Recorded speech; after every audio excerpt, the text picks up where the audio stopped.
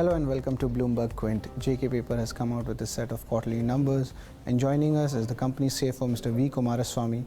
Hello, sir. So, if you could tell us the reason why the margins have been flat this quarter, and if you can give us, a run through of the numbers, especially the volume growth, what it has been. Yeah. Thank you so much for having me in your show. The volumes compared to the previous quarter has smartly gone up by 5%, but because of some import pressures, etc., the prices have dropped by around 6 odd percentage during the quarter. If you rather 3% compared to the same period last quarter, it's about 6 odd percentage. But compared to the same period last year, we have been able to be favored with lesser pulp prices and lesser finance costs, and compared to the previous period also, although there is a 5% uptick in the cost, it is made up largely by 3% increase in sales, with the result that there is a marginal decrease in margins compared to the previous period, previous 3 quarters, but still there is a gain of around 1% or so compared to the same period last year. So the EBITDA margins at the end of the quarter is about 31.3, which is healthy, which is more or less in line with the previous quarter as well as the same quarter previous year.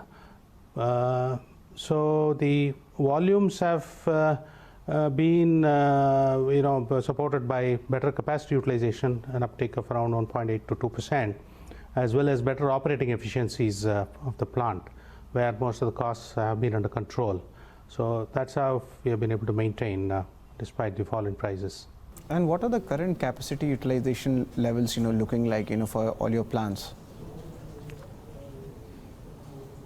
Overall, the capacity utilization will be around 114%. But I must clarify, this is a little, tricky in the paper's case. It all depends on the GSM. All the capacities are calculated based on some anchor GSM.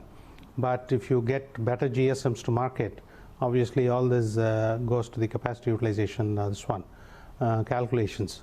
So although we are operating at 114%, we still have scope to further optimize it.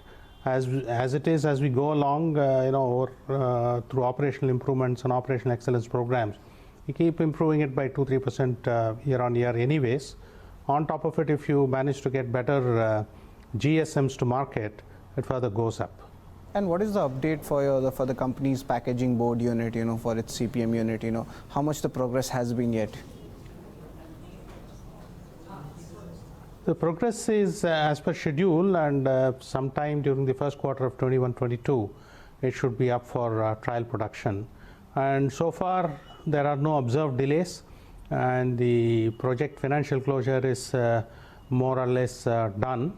And most of the civil works which have been awarded so far are under progress as per schedule, and the machineries, etc., will start arriving as soon as the civil works is completed, and we'll start erecting the machines.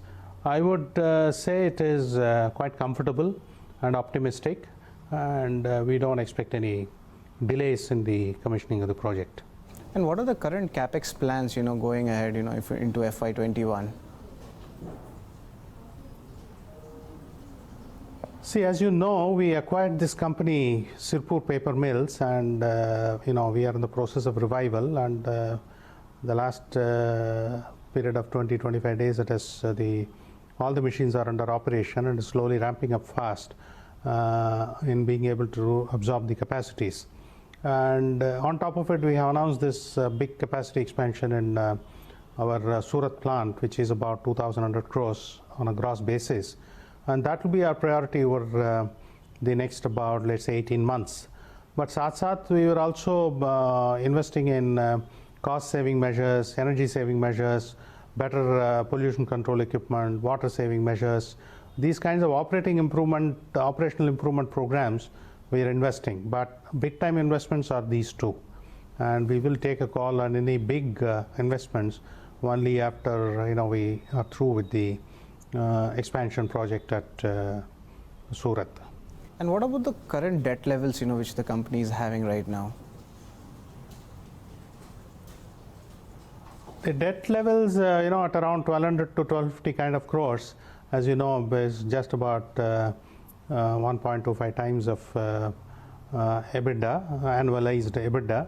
If you look at the gross, see the net of the cash that we have, it's hardly about 0.4 to 0.45 levels compared to EBITDA, and compared to EBITDA, compared to the equity, it's about maximum 0.3 or something.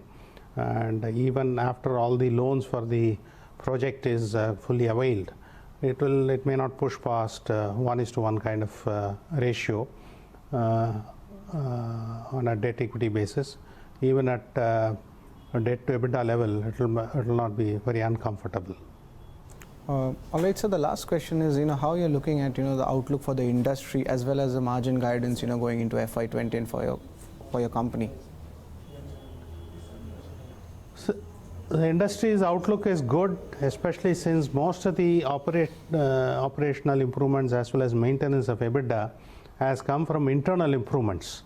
And whatever the market shocks have been there so far in terms of price reductions or heightened imports which are coming from China, Indonesia, and Korea or something, we are able to fight it off with cost reductions as well as operational improvements